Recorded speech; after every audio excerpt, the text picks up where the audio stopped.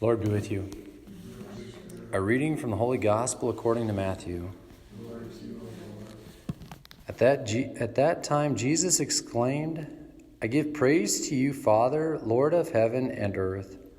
For although you have hidden these things from the wise and the learned, you have revealed them to the childlike. Yes, Father, such has been your gracious will. All things have been handed over to me by my Father. No one knows the Son except the Father, and no one knows the Father except the Son, and anyone to whom the Son wishes to reveal him. The Gospel of the Lord. Praise to you, Lord Jesus Christ. So before I entered the seminary at the age of 28, I could count the number of books I had read in my life on this hand, right? And maybe not so proud of this, but since seminary, I can count the number of books I've read on this hand. So I don't really like to read. I'm not very intellectual. But I do remember a homily that my good old buddy, Father Eric Gilbaugh, gave at the Cathedral of St. Helena one time. And he spoke about the guy who came to Jesus and said, what's the greatest commandment? And Jesus said, you shall love the Lord your God with all your heart, mind, soul, and strength. So Jesus kind of threw the mind one in there. The Old Testament said just heart, soul, and strength. Jesus says heart, mind, soul, and strength. And so Father Eric's just like, we got to love the Lord with our mind. And it was just like, ugh, all right. You got to study a little bit.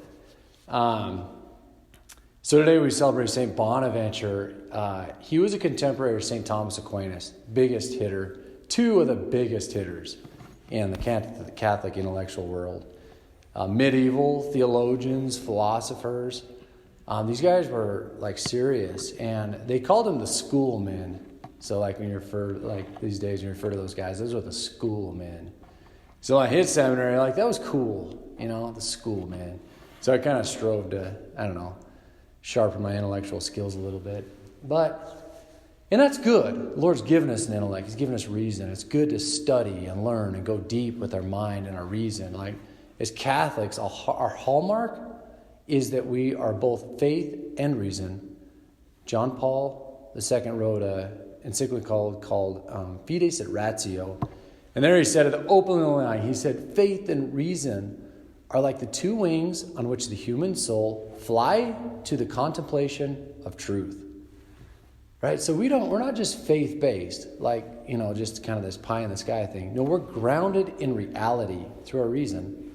So our reason is a way of kind of a form of revelation. It's the way God reveals himself to him. We can reason through nature and come to a knowledge of God, right? But faith perfects that.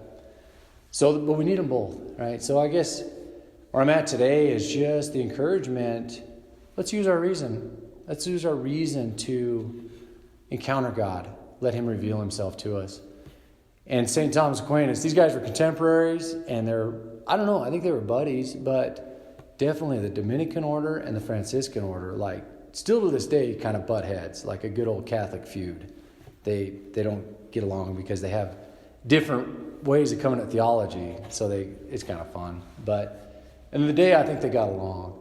Thomas Aquinas says, grace builds on nature. Okay, and I live by those words. But I also think that grace perfects nature. Okay, so we don't have to, our faith isn't like some out of touch reality. So Jesus says today, I give you praise, Father, for you have hidden these things from the wise and the learned and revealed them to the childlike. Right? So grace perfects who we already are as reasoning human beings. So we become wise, just wise in the ways of life, right? It's not some lofty discourse that nobody can grasp. And we just become wise in life. We know all sorts of people who are just wise. They're usually old, right? They've stood the test of time. But grace perfects our reason.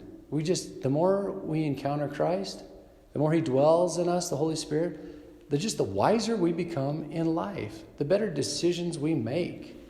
It's really not that simple. We just have to be childlike. St. Thomas Aquinas, St. Bonaventure were childlike, very prayerful men. We can emulate that example. We need to love the Lord with our mind. our hearts, souls, mind, and strength. But our mind. That's what our encouragement is today. So may we apply this great gift of reason that we have been given. May we complement it with faith, and may we also fly to the contemplation of truth.